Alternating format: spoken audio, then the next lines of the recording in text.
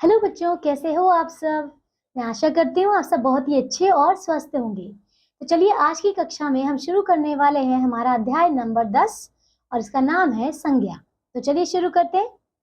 सबसे पहले यह संज्ञा ही है जिससे जड़ चेतन का परिचय प्राप्त होता है। ठीक है, अब देखिए देखते हैं सबसे पहले कि संज्ञा होती क्या है। तो संज्ञा की परिभाषा है किसी प्राणी, वस्तु, स्थान, गुण या भाव के नाम का बोध कराने वाले शब्दों को संज्ञा कहते हैं। ठीक है, चलिए देखते हैं कि संज्ञा के भेद।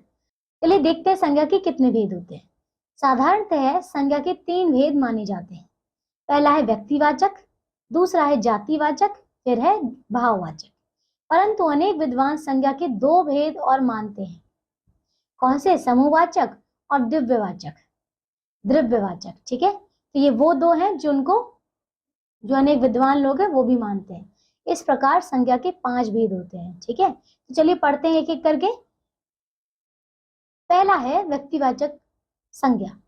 जो शब्द किसी प्राणी, किसी विशेष प्राणी, वस्तु या स्थान का बोध कराए उन्हें व्यक्तिवाचक संज्ञा कहते हैं। जैसे राम, कृष्ण, मीरा, ताजमहल, बरेली, मेरठ, चेतक, रामचरितमानस, यमुना, हिमालय आदि। ठीक है, दूसरा है जातिवाचक संज्ञा। जो शब्द किसी वर्ग या जाति के सभी प्राणियों, स्थानों या भाव वस्तुओं का बोध कराए उन्हें जातिवाचक संज्ञा कहते हैं। जैसे स्त्री, पुरुष, लड़की, गाय, घोड़ा, पर्वत, नगर, गांव। ठीक है, भाववाचक संज्ञा। जो शब्द किसी वस्तु, प्राणी या स्थान के गुण या दोष, अवस्था या भाव का बोध कराए वो भाववाचक संज्ञा कहलाते हैं। जैसे प्रेम, मित्रता, शत्रुता, मिठास, खटास, क्रोध, पढ़ाई। ठीक है, का कोई रूप या आकार नहीं होता। इन्हें ना तो देखा जा सकता है और ना ही स्पर्श किया जा सकता है, इन्हें केवल अनुभव किया जा सकता है। ठीक है, फिर आता है समूहवाचक संज्ञा। जिन शब्दों से किसी समूह अथवा समुदाय का बोध हो उसे समूहवाचक संज्ञा कहते हैं। जैसे सभा, सेना, कक्षा, समाज, जनता, मेला, दल, परिवार आदि। ठीक है, द्रव्यवाचक संज्ञा। जिन शब्दों से द्रव्य मतलब विभिन्न पदार्थ का बोध होता है उसे द्रव्यवाचक या पदार्थवाचक संज्ञा कहते हैं। जैसे सोना, लोहा, गेहूं, चावल, पीतल आदि। इन संज्ञाओं को गिना नहीं जा सकता, केवल मापा या तौला जा सकता है। पदार्थवाचक संज्ञा में ऐसे पदार्थ आते हैं जिनसे अन्य वस्तुओं की रचना की जा सकती है। पदार्थवाचक संज्ञा का बहुवचन नहीं होता।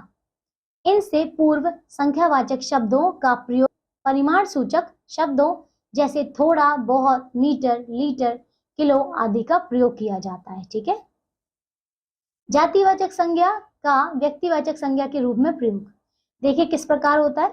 कभी कभी जातिवाचक संज्ञा भी व्यक्तिवाचक संज्ञा के समान प्रयुक्त होती है। जैसे पंडित जी भारत के प्रथम प्रधानमंत्री थे।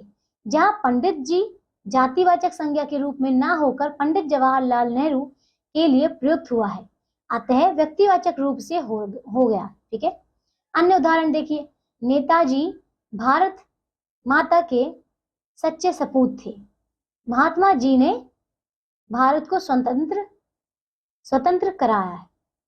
अब देखते हैं व्यक्तिवाचक संज्ञा का जातिवाचक संज्ञा के रूप में प्रयोग किस प्रकार होता है। देखिए, व्यक्तिवाचक संज्ञा का प्रयोग सदा एक वचन में होता है, परंतु जब कोई व्यक्तिवाचक संज्ञा व्यक्ति विशेष का बोध ना कराए, उस व्यक्ति जैसे गुणों या दोषों से युक्त अनेक व्यक्तियों का बोध कराती है, तब वह व्यक्तिवाचक ना रहकर जातिवाचक हो जाती है। जैसे जयचंद तथा मीरजाफर तो इस देश में हमेशा ही पैदा होते हैं।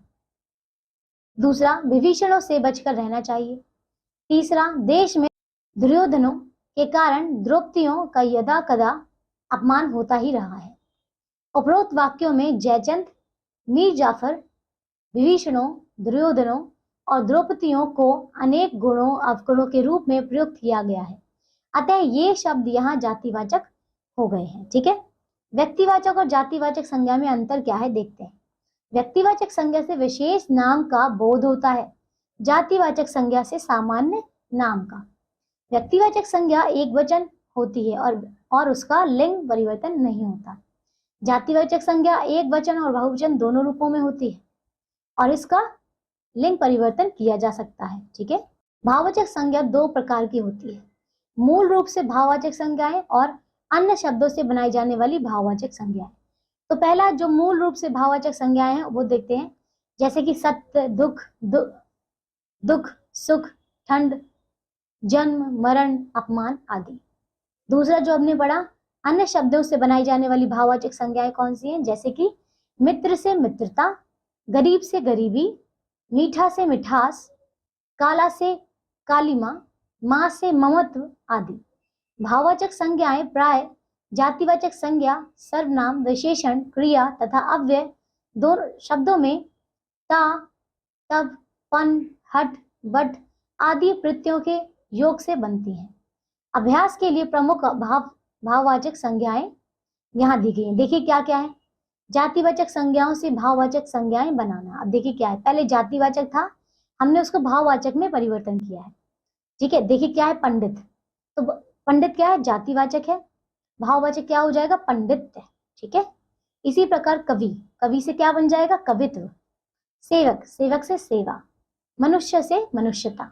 राष्ट्र से राष्ट्रीयता। इसी प्रकार ये कई सारे हमारे उदाहरण दिए गए हैं।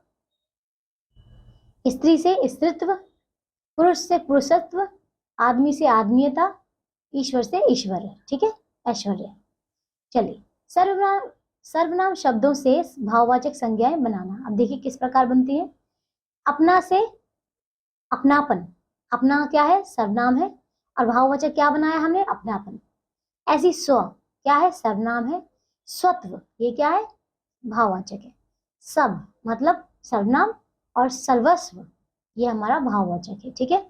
विशेषणों से भाववाचक संज्ञाएं बनाना। देखिए किस प्रकार बनाते हैं। विशेषण कौन सा है, कुशल, और जो भाववाचक हमने इससे बनाया वो है कुशलता। आत्मीय ये है हमारा विशेषण, आत्मीयता ये है भाववाचक। इसी प्रकार सरल से बनता है सरलता, भारतीय से बनता है भारतीयता, मधुर से बनता है माधुर्य, स्वस्थ से बनता है स्वास्थ्य। ठीक है। इसी प्रकार कई सारे उदाहरण दिए गए हैं। क्रियाओं से भाववाचक संज्ञाएं बनाना। चलिए बनाते हैं। क्रिया क्या है, रोना, रोना से भाववाचक क्या बनेगा, रुलाई। कमाना, कमाना से बनेगा कमाई। थकना से बनेगा थकावट। लगना से बनेगा लगाव। सजाना से बनेगा सजावट। मरना से बनेगा मरण। पीटना से बनेगा पिटाई। सुनना से बनेगा सुनवाई। देखिए ये कई सारे उदाहरण हैं जिनको आप देखेंगे बाद में। ठीक है। चलिए, पांचवा है अव्यय शब्दों से भाववाचक संज्ञा बनाना। देखिए अव्यय है ऊपर, भाववाचक क्या बनेगा, ऊपरी। कम क्या है, अव्यय, इससे बनेगा कमी। जल्दी से बनेगा जल्दबाजी। शीघ्र से बनेगा शीघ्रता। समीप से बनेगा समीपता। ठीक है। इसी प्रकार और भी उदाहरण है। तो चलिए ये अध्याय हमारा यही समाप्त होता है। आशा करती हूँ आप सबको ये अध्याय अच्छे से समझ में आया होगा।